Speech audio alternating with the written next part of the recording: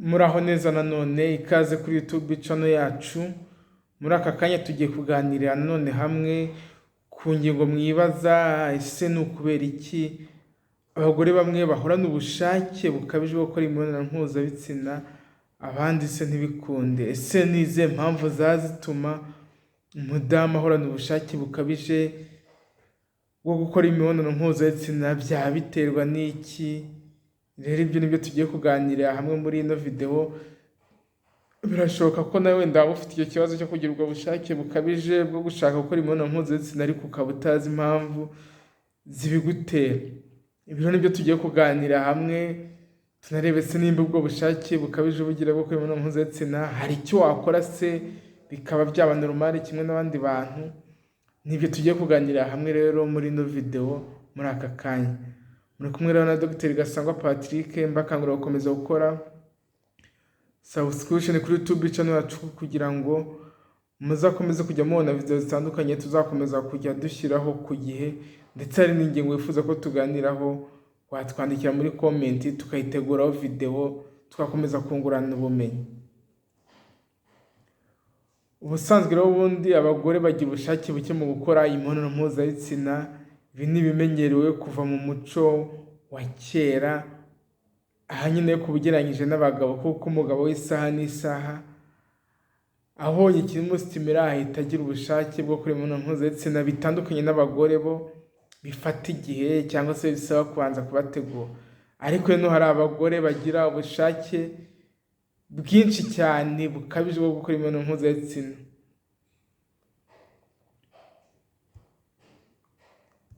Akenshi rero mu bitaro bitandukanye cyangwa se no kwa muganga tuvuga ko akenshi kugira ubushake bukabije bwo gukora imibonano mpuzabitsina ku bagabo biterwa n'uko umusemburo wa testosterone uba ari mwinshi ku bagabo ugereranyije n'abagore, bityo abagore bakagira ubushake buke kuko umusemburo wa testosterone utuma haba ubushake bwo gukora imibonano mpuzabitsina ari mwinshi ugereranyije n'abagabo bafite.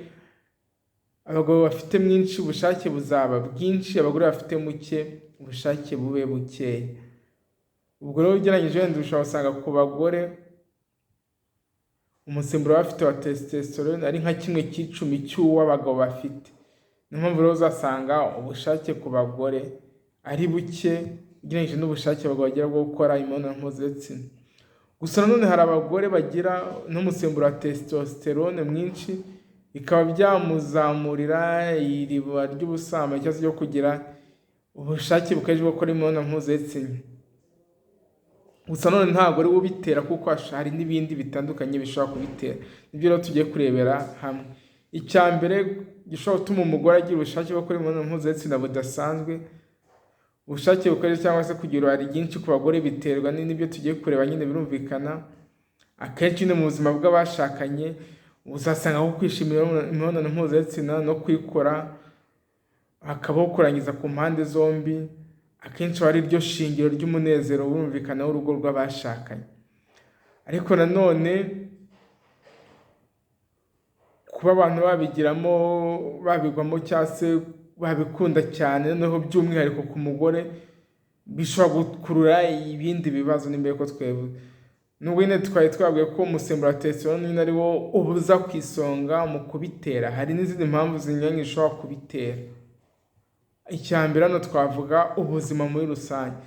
Nubwo atari kenshi ubuzima bwite bw'umugore bushobora gutuma ahorana ubushake bwo gukora imibonano mpuzabitsina buri hejuru cyane, ariko nanone hari igihe guhorana ubushake bishobora guturuka ku kuntu umugore abayeho cyangwa se indwara runaka. Ariko nanone bino bikosorwa iyo aganiriye na muganga, noneho cya kibazo cyavaho na rya ruba ry'ubusambanyi cyangwa se kugira ubushake rikagabanyuka. Icya kabiri, hari ibiyobyabwenge n'inzoga.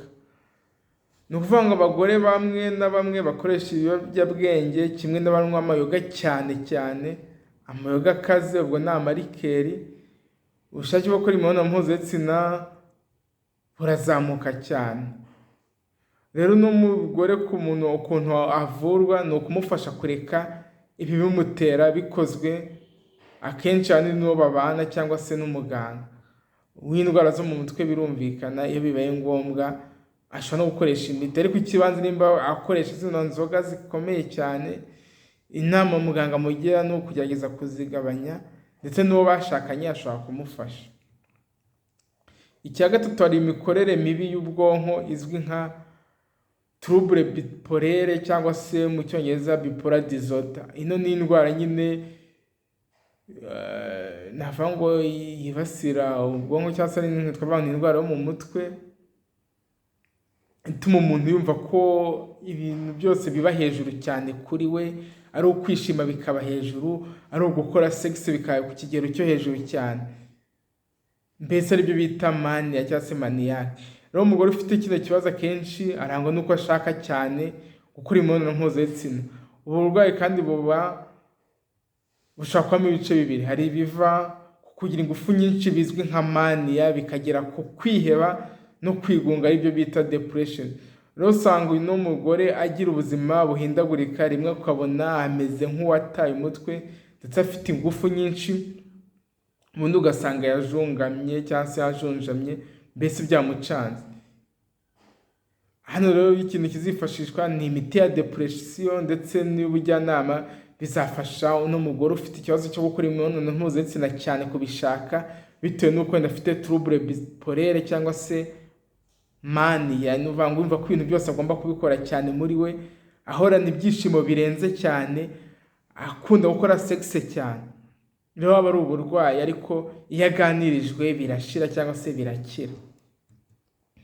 Bano barwayi rero kwa muganga baragaragara bafite kino kibazo cya trouble bipolaire, wanamubaza amakuru neza ukumva ni wa muntu ukunda gukora imibonano mpuzabitsina cyane, yaba yarashinze urugo cyangwa se atararushinze, agerageza gushaka uburyo abikora cyane, ariko wanamazi ugasanga n'ibindi bintu byose abikora ku kigero cyo hejuru, cyangwa se ari ibyishimo yishima cyane birenze ibikenewe. Icyo gihe aba akeneye kuganirizwa, agakorerwa counseling, ndetse ibyangombwa agahabwa n'imiti ivura ino trouble disorder cyangwa trouble bipolaire cyangwa bipolar disorder. Iyo akize na cya kibazo cyo gushaka gukora imibonano mpuzabitsina cyane, nacyo kirakira. Ikindi, hari imikorere mibi y'impindura. Nubwo bidakunze kubaho cyane, ariko hari igihe impindura cyangwa se impindura buriya ni pancreas birumvikana, ibyimba bigatuma ikora imisemburo myinshi ya insuline, glycagon n'indi misemburo itandukanye. Nuko iyo imisemburo ibaye myinshi izatera indi misemburo y'umubiri gukora nabi, bityo bizongerera iruba ry'ubusambanyi. Na za testosterone nazo zizakora nabi, bityo ubushake bwo gukora imibonano mpuzabitsina buzamuka. Ikindi, hari abadamu cyangwa se abagore bagira uburwayi bwo kurangiza buhoraho.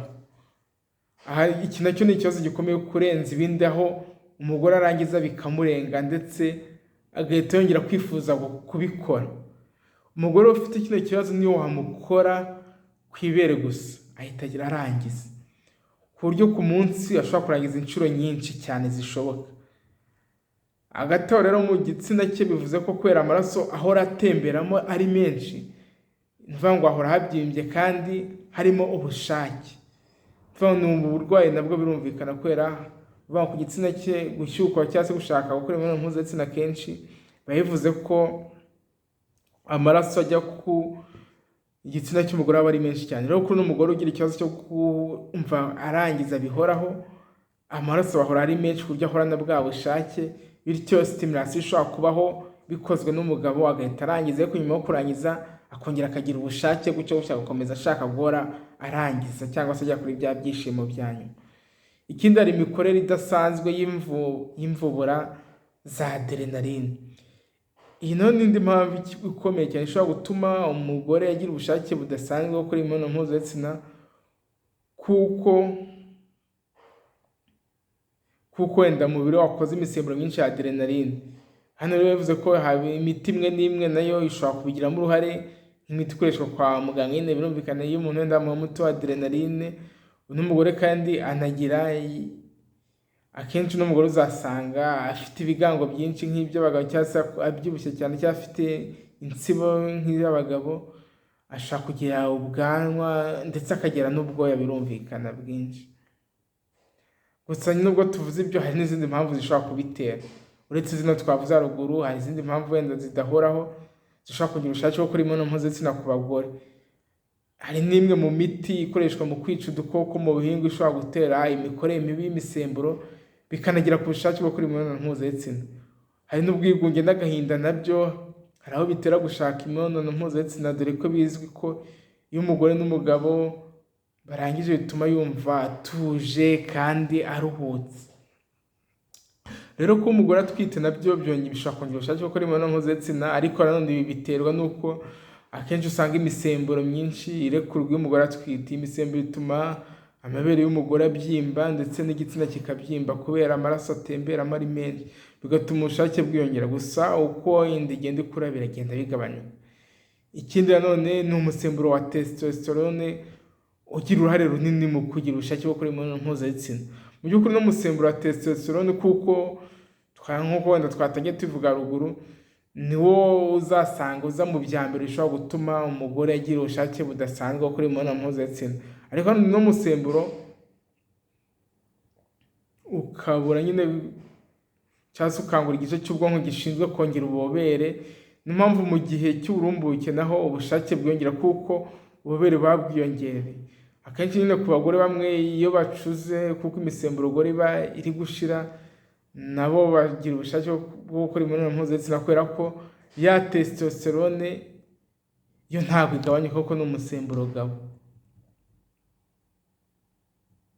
Rero nanone dusoza, ibi muri rusange uko bikosorwa, hari ibintu binyuranye umuntu ashobora gukora mu guhangana n'iki kibazo cyangwa se mu kuba yagihagarika bifashwe n'abaganga batandukanye. Birumvikana abagore bamwe na bamwe bafata inyongera za estrogene kugira ngo testosterone icike intege. Iki ni kimwe gishobora gukorwa. Ikindi gishobora gukorwa ari ugukora siporo cyangwa se gukoresha ingufu nko kubyina, kwiruka n'imirimo yindi y'ingufu umuntu abashe gukora, nabyo bishobora kubigabanya.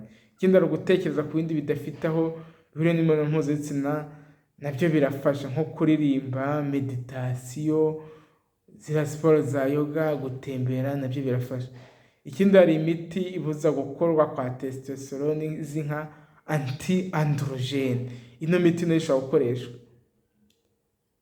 mu gutuma buno bushake bugabanyuka, birumvikana. Ariko nanone kurangiza bya kenshi cyangwa gake, aha nabyo biba bireba ubuzima bw'imyororokere y'abagore, nabyo umugore aba akeneye kuganirizwa n'abakanseri. Ikindi hari gusa birumvikana abagore barangiza ku buryo bworoshye kugira ngo iriba rero ry'ubusambanyi rirangire, cyangwa kugira ngo ubushake akenshi n'umugore akagira ubushake ko umugabo we yamuteguye. Ibi byose byerekana ko umugore ari muzima. Ariko nyine iyo birenze usanga umuntu ahorana ubushake cyangwa se arashyukwagurika. Nimba ko twabivuga, ibi ngibi bivuze ko nyine uwo muntu agomba kugana muganga akamukurikirana akamenya impamvu yabyo, kubera ko muri zino mpamvu twabonye haruguru harimo izishobora kuvurwa kandi zikunze kubaho, zikazavurwa ubuzima bw'umuntu bugasubira ku murongo, cyangwa se za mpinduka zabaye zigahagarara, bwa bushake bwo gukora imibonano mpuzabitsina bwa kenshi na kenshi umuntu agira bugahagarara bikaba normal kimwe n'abandi bantu. Murakoze rero cyane, mwari kumwe na Dr. Gasangwa Patrick. Ndakomeza kubakangurira gukomeza gukora subscription kuri YouTube channel yacu kugira ngo n'ubutaha muzakomeze kujya mubona zino video. Bye bye, ciao ciao.